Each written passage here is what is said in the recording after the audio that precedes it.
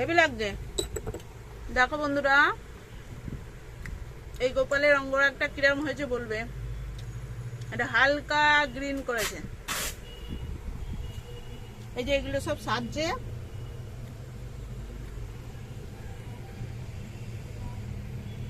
এগুলো হবে।